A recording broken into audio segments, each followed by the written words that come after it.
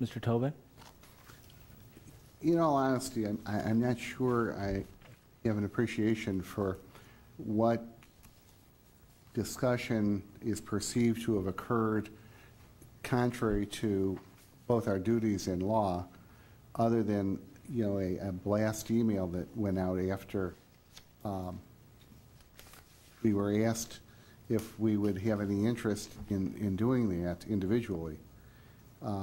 I know that I went individually and looked through records at the board office to try and make sure that if this was something that the board was going to consider, that it was not going to be adverse to any restrictions that were on the property when the property was either purchased or donated. And at the time, I had no idea whether it was purchased or donated, whether there were restrictions, whether what the history was. And as I personally delved through the historic files of the school district, discovered that, in fact, the Green family had a farm across the street on Green Road on a hill, and that there was a one-room schoolhouse on Green Road that the Green family, I believe, and again, there was no records to tell the history that far back, I believe may have donated to the district. And they were very vigilant about running down there to start the wood-burning fire to make it warm for the students and teachers who would attend in that building, to make it comfortable, and were a terrific family who were very committed to the area. And a school district was named after them. It was the Green School District, the district in that area. There was there are, I believe, 4 different districts that had names. There was a Scotch district, there's a Green district, Doherty, there was the and the Keiko Harbor and Doherty. it wasn't just Keiko Harbor and Doherty. They had other names, one was started with H. Hosner, a Hosner district. And again, those districts had, that was kind of the history. Well, the district, the area outgrew that building and actually purchased a piece of land, 5 acres in size, that the next building was built on, which is now the District Media Center. It's now the Green Media Center, but it was formerly the District Media Center. And that was the larger school. The school that was originally the Green Elementary School, the one-room schoolhouse, was sold by the district, the piece of land, many, many years ago, before I was ever on this board. And it's, on Green Road, in, I think, at the first intersection north of Walnut Lake Road.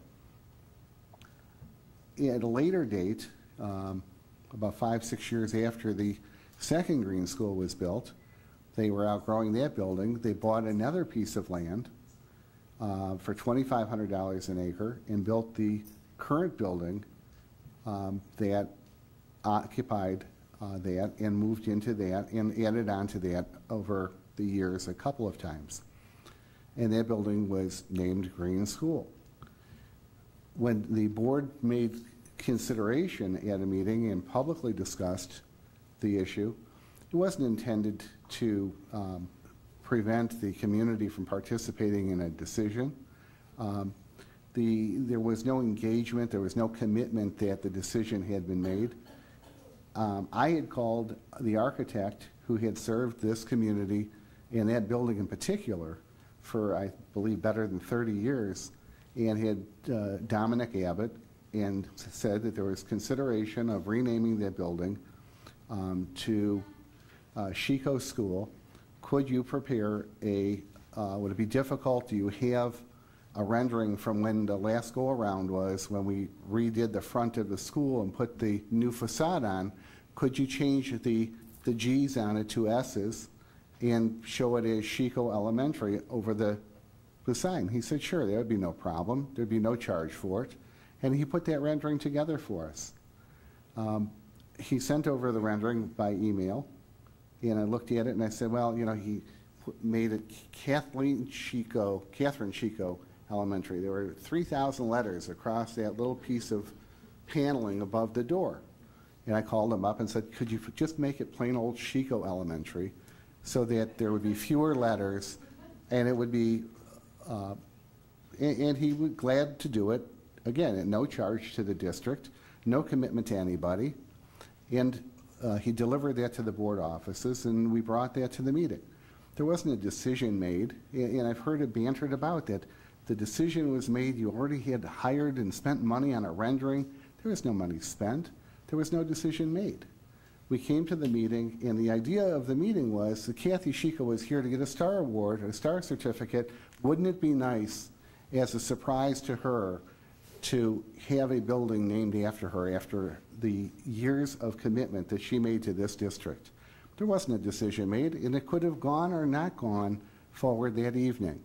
There was discussion, there was a vote, and it passed. The Green family was never intended, it was never even considered that this would be a slap in the face to the Green family. To the contrary, the building that served for many years as the school, I don't know how many years, but for years as the Green Elementary School, was restored to having the Green name on it. That was intended to not just be to pacify anybody who we hadn't even spoken to, but to preserve the history of the area, to preserve what I perceived as being an important feature, something that came by way of an email of, how can you desecrate the name of a family who's been so important to our local history? And that would be true. To ignore the history and to take the Green name out entirely, I would agree would be inappropriate. But I've really personally felt that preserving the history by naming the Media Center, which previously served as the Green School, to the Green Media Center, preserved history. There was, and again, looking through the legal documents to the extent it's even relevant, there were no restrictions. I mean, we had a presentation this evening about, by Buzz Brown, about the Apple Island. When a donation of land was made for Apple Island, the family that donated the land was very, very careful to include in the deed conveying the land that is restricted, that it must carry that name forever. None of the records that we were able to discover had any such restriction, and in fact, we purchased the land and it wouldn't have even necessarily been appropriate to have a restriction, but the Green family has been recognized and honored. Their name is borne on a building in our district. Their name is on the road running almost adjacent to that building. So I personally feel that there's been no dishonor done to the Green family or to the history of our area, that to the contrary, we've preserved that history and we've honored somebody who has provided us with tremendous service for 35 years, and thousands of children have benefited from that service. And not to mention all of the administrators and staff who have been mentored by her, and frankly, I'm at a loss to have an appreciation for how we have not served the community by this name change. Can I ask a follow-up question? Then, do you feel that it was proper to not notify the public and to make, do you really feel that we have that authority to make decisions like that, at a moment's notice? And I understand the element of surprise and how wonderful that is and how good that feeling may be. But as elected officials, we have the obligation to make sure that if we want to consider a matter, that we bring it to the public and we deliberate in public. So I'm not understanding if you had all of that knowledge and knew that this was something that you personally was advocating for. It sounds like you took many steps.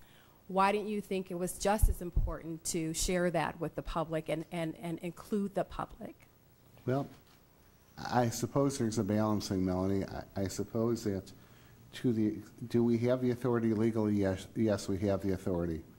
We did discuss it openly, and this board could have elected at that time to table it and have further consideration or further discussion publicly, so that if there was a perception that there was a need for public input on something that is as mundane as naming a building, that could have occurred. That didn't occur. And so, yeah, it was possible, it could have occurred.